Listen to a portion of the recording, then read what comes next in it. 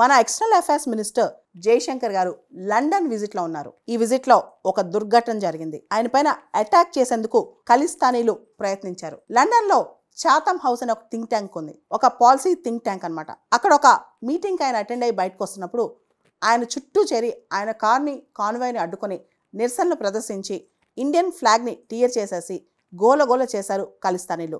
ఇనీషియల్గా యూకే పోలీసులు ఏమీ చేయలేకపోయారు.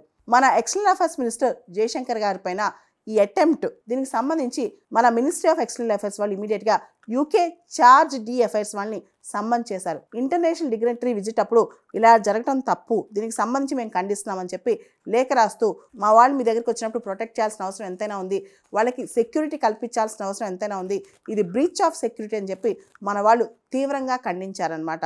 దీనికి సంబంధించి అసలు ఇంత బ్రీచ్ ఎలా జరిగింది, సెక్యూరిటీ వయోలేషన్ ఎందుకు జరిగింది, యూకే పోలీసులు ఇమీడియట్గా ఎందుకు రెస్పాండ్ అవ్వలేదు అనే దాని మీద తీవ్ర చర్చ జరుగుతుంది.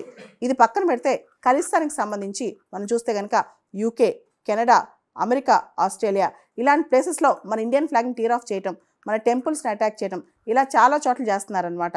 ఓవరాల్గా ఈ ఖలిస్తానీ సింపథైజర్స్ చాలామంది కెనడాలో, అమెరికాలో, యూకేలో, ఆస్ట్రేలియాలో ఇలాంటి ఘటనలకు పాల్పడుతున్నారు. ముఖ్యంగా మన ఎక్స్టర్నల్ అఫైర్స్ మినిస్టర్ విజిట్ టైంలో ఇలా జరగటం, ఇది చాలా పెద్ద సెక్యూరిటీ బ్రీచ్ అనే మనం భావించాలి.